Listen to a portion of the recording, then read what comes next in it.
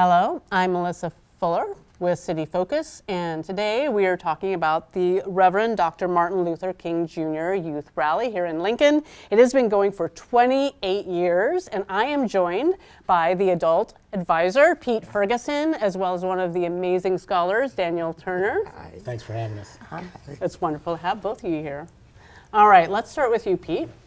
All right, so tell us, what is the rally here, and what would be going on here in Lincoln? Awesome. Well, the rally has existed for 28 years here in Lincoln, Nebraska. It was the brainchild of the late civil rights leader, and oftentimes referred to as the grandmother of Lincoln, is late Dr. Leola Bullock.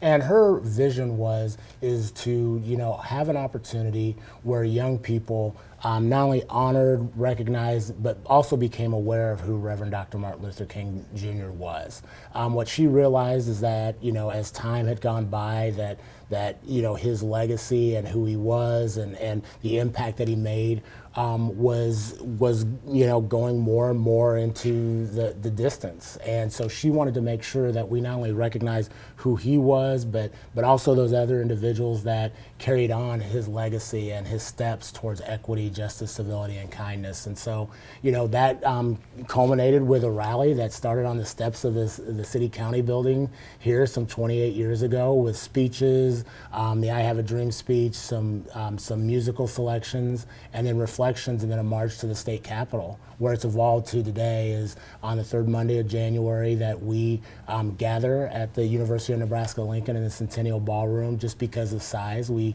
had outgrown the Capitol for attendance purposes, where it really celebrates our mission. It's promotion of the life and dreams, not just the dream, but the dreams of the late Reverend Dr. Martin Luther King Jr.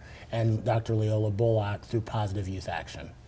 Why is a rally like this so essential, not only to scholars, but the community that it touches? Well, I think the importance is not only is it's not just about an individual. And as I said before, one of our themes is what does MLK mean to me? And that's this year's theme, and walk together. And how do we collectively take steps to walk together? And throughout history, it's honestly promoting those positive youth action, elevating scholars' voices. Throughout time, whether it's been the Birmingham Children's March, whether it's been a 15-year-old Claudette Colvin who took a seat on a bus and didn't give it up, some 9 months before Rosa Parks. It's been the actions of young people that have moved this country, but also this world forward to the change we need to be. And no more was that seen with the resurgence in 2020 when we had, people say social unrest, but I think it was social involvement from young people to really express some of this change and some of the things that we needed to see from different components. And you started touching on it, but how else do you think MLK's message resonates so strongly today? Yeah, I think, an individual once told me there's a difference between motivation and inspiration. And motivation leaves the room once you do, inspiration stays long after you're gone. And Dr. King was killed over 50 years ago, and his message and his words have resonated. You have, 3 and 4-year-olds that can recite components of the I Have a Dream speech, but he was so much more than that. And so I think it's, understanding who Congressman John Lewis was and his contribution, the impact of singers like Mahalia Jackson, who, many people don't even know, but she's the Beyonce of that time. And so you can go on, and the Little Rock Nine, and then, you just have so many individuals, Sylvia Mendez's, who, helped to make sure that schools were not segregated anymore, and started that in California when we recognized Brown versus Board of Education. So the other part is understanding a lot of that happened right here in Lincoln, and it happened in Nebraska. And so, the Green Book, when you talk about, traveling, and many people have seen the movie, but that Green Book, what it was is places where it was safe for people of color to stop and find safety and find security and be able to get a meal. And there were few places in Nebraska that could occur. And so understanding that, our history plays a role in today. And today is going to play a role in tomorrow. And our scholars who are involved in this rally and march are not just the future, but they're today, they're our present. Let's talk about this year's theme, the 2023 theme. Yeah, I'm excited about it in a lot of ways. The scholars we've had some just various conversations and during the meetings, and the theme is MLK to me. And I'm excited for Daniel to speak to that. But the scholars are really wanting to make sure that they're giving messages and saying what what Reverend Dr. Martin Luther King Jr. means to them, and they're sharing that message out, and they have been for 28 years.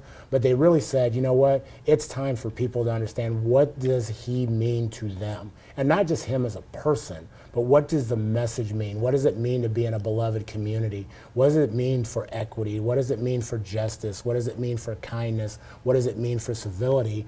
And then what does it mean, and what responsibilities and what actions are they going to take? What steps are they going to take? Okay, them, not us. What steps are they going to take towards us being able to walk together? And so that theme, I think, should resonate with each and every person. It may resonate a little bit differently. But again, it's about looking at self first, and then the collective group, because one person can make a tremendous impact. And who would be normally participating in this rally? Wow, I think one of the things we always talk about is the rally is there's content for people 4 to 90 years of age. We say those seasoned individuals. We don't use the term old or elderly, but those seasoned individuals, because there are individuals that are starting out on their walk and taking those steps. But there's also individuals for them when these scholars share their message and share their pieces. It's not a story. It was part of their life. And when we think about Jim Crow laws and we think about segregation, but when we think about injustice and those components, not only have some of these scholars experienced it, but there are people in the audience that were part of those marches and part of those rallies and part of that fight to lift us up, to honestly, to help us climb to that mountaintop Dr. King spoke about. Now, you have been part of the rally for 25 years, correct? Yeah, I say I did not have hair then when it started, and I do not now. So I tell you, when I'm on my way out, it means that I'll be growing hair and I'll have a full head like Daniel. That's what's going to happen in my retirement. So talk a little bit, just mention, how much has this changed, and what are we looking at this year? What's going to be new this year? Yeah, no, I think I always kind of just joke and say, we started when we mailed out meeting reminders, and now we're emailing or texting, and we're using social media. And so I think just like as time has changed, also the rally has, but the foundation has been the same. The rally started and there were no iPhones.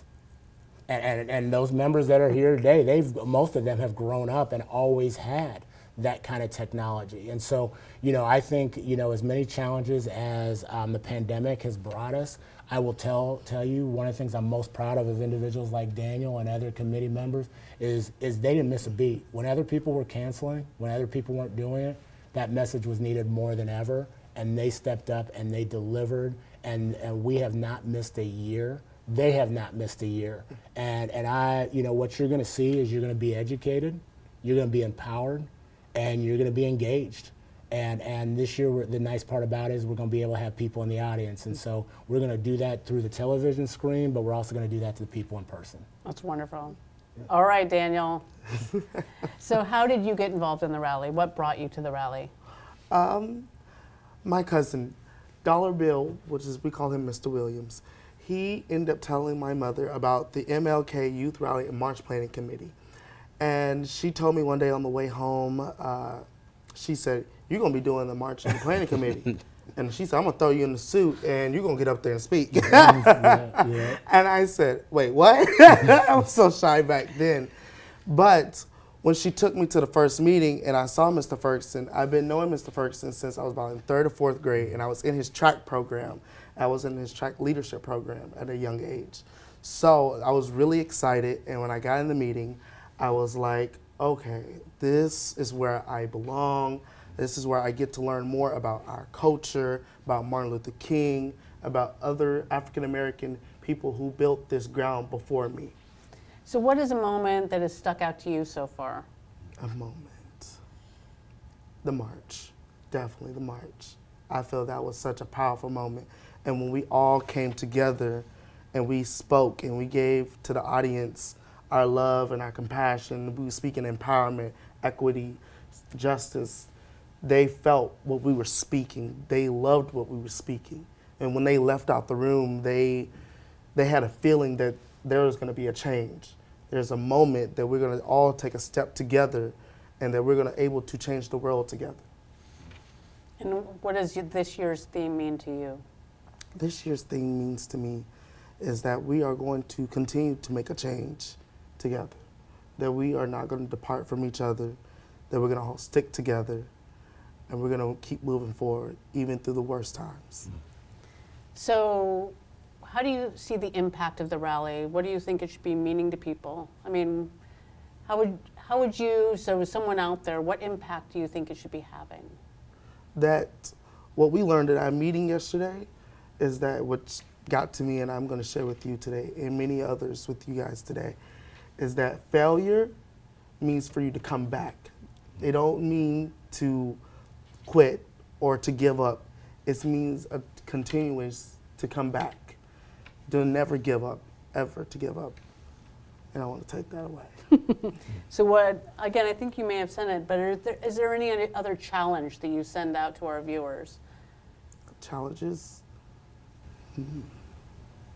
To continue to be yourself. To know who you are in this world. Because they're going to try to change you. But you can't be changed. You can only be yourself in this world. You were brilliant. Thank you so much. All right, Pete, so if someone asked you, what does MLK mean to you? You know, I'm gonna have to be honest. It's right here. I mean, you heard Scholar Daniel Turner, and I've had the privilege to be engaged with, you know, this scholar and his family, and you know what he's about, and so what Reverend Dr. Martin Luther King means to me is it means individuals like Daniel Turner. It means the Chantals of Foods. It means the Brittany Bolkovacs. It means the Eva Souls, the Jaden Fergusons, you know, the Asia Flemings, the Jay Biermans, and I can go on and on. And so what that means to me is them coming in the room, and when I feel like I've failed, knowing that, you know what, I can't quit, I can't stop. When Congressman John Lewis, you know, the Edmund Pettus Bridge, people talk about that. It took 3 times for that to be successful. But we get up there and everybody sees the success, and they affirm at the end of the day, and they'll come to me and be like, I messed up a line, Mr. Ferguson, it wasn't my best. And I say, that was. And for me, that's, you asked me a question and I just sum it up, and I can't say it anymore. It's people like Scholar Daniel Turner. All right, so viewers out there, what would you recommend for them to help support the rally or to get more involved? Daniel, go ahead. Throw it out there on social media. I'm starting doing TikToks now, so it definitely will be put out there. Snapchat, Instagram, Twitter, whatever you kids are into these days. It'll be definitely put out there by me and many other scholars. Yeah, I think the formal capacity is you can visit our website, mlkyouthRally.com. We have a Twitter at mrally93, or you can contact us through our email address. We are looking for individuals to support in a variety with their time, talents, and treasures. So on Monday, January 16th, if you want to pull up in front of your TV and watch, please do. If you want to come in person, since it's a hybrid event, to the Centennial Ballroom, come to the pre-rally. It's 9:30 to 10 o'clock. It's a pre-recorded piece. 10 o'clock to 11:30, it's the call to action program. But we are looking for support in various ways. If you want to contribute, financially to help underwrite some of the things, go to our website or just shoot us an email, and we will definitely find a way, because we are looking not for sponsors, we're looking for stakeholders in the community. And I want to thank the City of Lincoln and City TV. You all have been one of those individuals, and that's the reason why our reach has been able to be expanded. We've had people say they've watched in Sudan, which blows our mind, from committee members, and their families have gotten the opportunity to see. So I think that's, the support comes in various ways. And so again, like MLK is to me, your support, how you want to support, is that way to you as well. Well, thank you both for coming on and sharing this amazing information. I look forward to this year's rally, and again, the challenges out there to all of our viewers. what does MLK mean to you? And start thinking about that now. And hopefully you'll catch the rally. Thanks.